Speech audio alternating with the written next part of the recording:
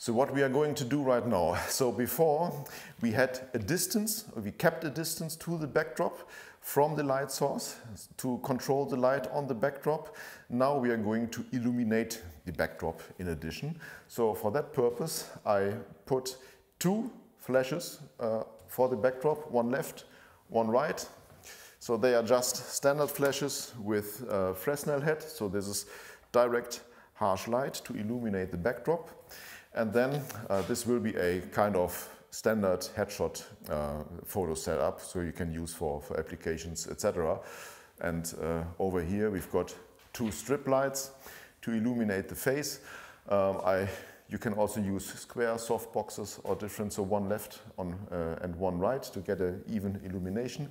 I like to use the strip boxes because it's a little bit easier to control the light fall off between center of the face and the cheekbones.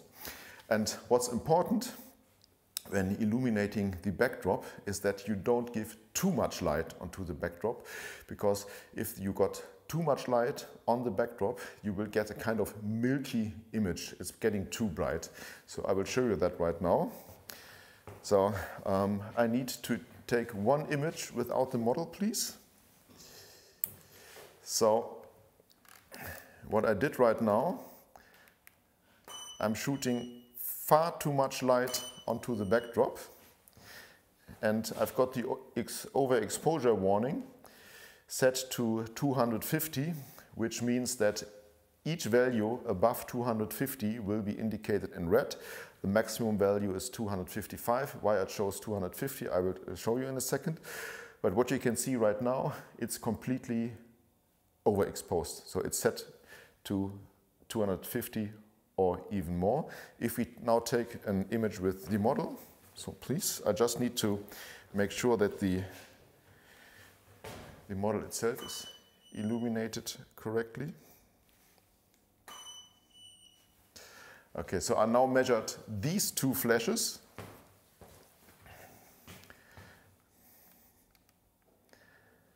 So I will take one image.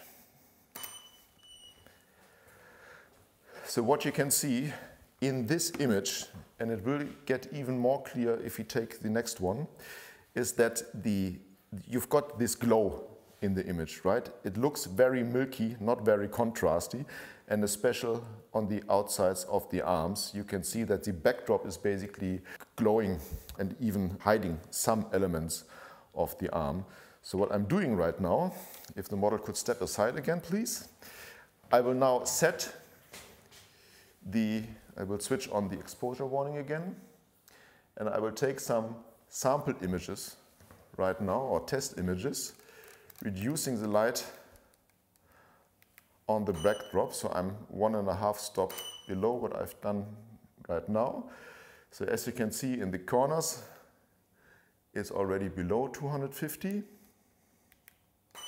So 250 is the JPEG or the illumination value, so even less.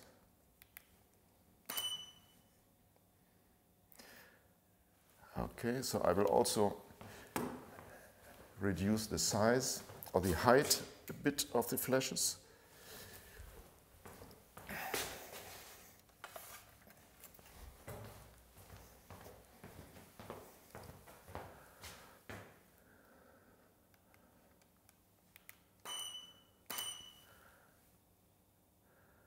Okay. Yeah, so we are now at values around, in the red area, around 250, 252, and in the white area we are 235 to 250. To get the backdrop completely white, the rest you can do in post. So it's just important that you're not giving too much light to the backdrop, that it's basically the light is propagating to the front. So I now need to remeasure, simply because we've got the reflections from the backdrop, which might change the illumination of the model. It stayed the same. So this means we haven't changed anything with the two modifiers in front. So I will take an image. So if we compare this image now with the image we took before, you will see that the image we took before looks really washed out, okay?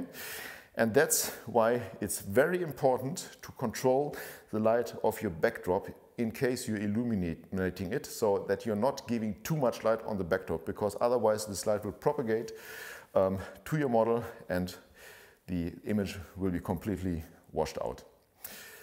So that's it for this setup. Now see you in the next section. Thank you for watching this chapter. Please like and subscribe. If you got any questions, just shoot me a comment under the video and check out the description for further information. And now I'm happy to see you in the next video.